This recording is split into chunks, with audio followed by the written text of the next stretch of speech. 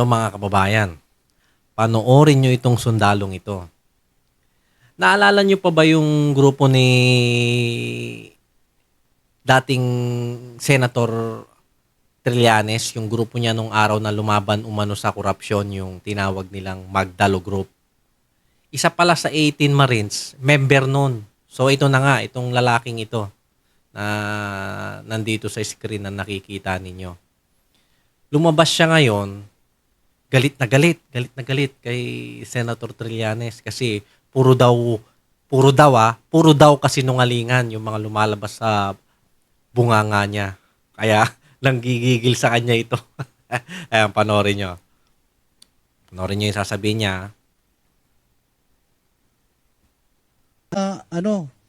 Bumaliktad ako. Napakasinungaling niya talaga. Oh? Sinungaling po talaga yan si Trillanes eh. Bakit po? Paano po hindi sinungaling? Kasama ko po sa Magdalo. Biro mo nung tinanong siya ni Ma'am Jessica Soho na bumaliktad daw ako. Nung time po na yun sa Oakwood, pinababa po kami ng junior officer niya. Marami po kami pinababa nun. Tapos sinabi niya po na bumaliktad daw kami. Nakulong po ako ng 2 taon. Nalagasan po ako ng 3 rangko na pinaghirapan ko pong spot promotion sa Mindanao yun. Ang Kasi sakit naniwala naman kami nun. sa kanya. Ang sakit naman nun. Biruin mo, sa paniniwala niya kay Senator Trillanes na nasa tama ang pinaglalaban nito, sumama siya, pinili niyang sumama kay ex-Senator Trillanes na naging, sa kanya mismo nang galing na naging sanhi ng pagka-demote niya. Biruin mo yung 3 ranks, napakahirap abutin nun. Ang tagal na panahon bago mo makuha yun, tapos ganun-ganun lang na matatanggal dahil sa pagsama mo sa isang taong akala mo lumalaban talaga sa korupsyon. 'Di ba? Tapos madidemote ka lang ng ganun-ganon. Tapos bandang huli, siya pa pala yung magiging sanhi ng anong tawag dito? Siya pa pala yung magiging kalaban mo. Laban sa katotohanan. Kasi ngayon, para sa taong bayan, para sa taong bayan, hindi naman sa lahat, may naniniwala, merong hindi. Kasi para sa taong bayan ngayon, yung mga sinasabi ni Senator Trillanes, puro kasinungalingan eh. Ang nakikita ng taong bayan ngayon na number 1 motive niya yung makabawi. Kasi nga, di ba nung panahon ni President Duterte, pinakulong niya yan. So yun ang nakikita ng mga ngayon, ng mga Pilipino na paghihiganti ito.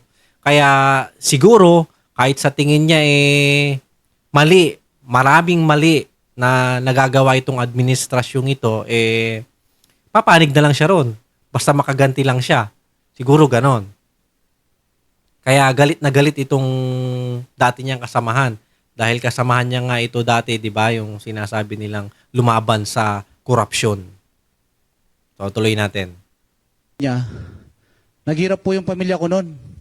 Kaya, wag niyang sabihin na, bumaliktad ako. Napakasinungaling niya talaga. Totoo ba yung sinasabi ni Pierre Ardi na yung mga Magdalo daw, pinitik yung mga kutsara tinidor dun sa hotel? Hindi po totoo yun. Actually, yung building na yun, walang nawala po yun. Kasi kami po mismo, pinaglaban namin yung corruption noon sa loob ng armed forces po noon. Kaya naniwala kami sa kanya noon. At actually, yung Magdalo po, buwag na po to eh. Halos wala na pong naniniwala sa kanya dahil sa kasinungalingan niya at yung tumatanggap siya. Siya mismo ang gumawa ng ganyan. Ang pinaglaban. So, ang gustong sabihin nitong dating kasamahan ni Trillanes ngayon, dati,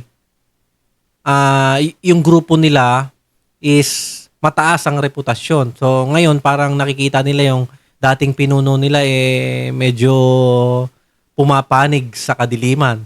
Pumapanig sa kadiliman. Kaya marami nang nagsisialisan.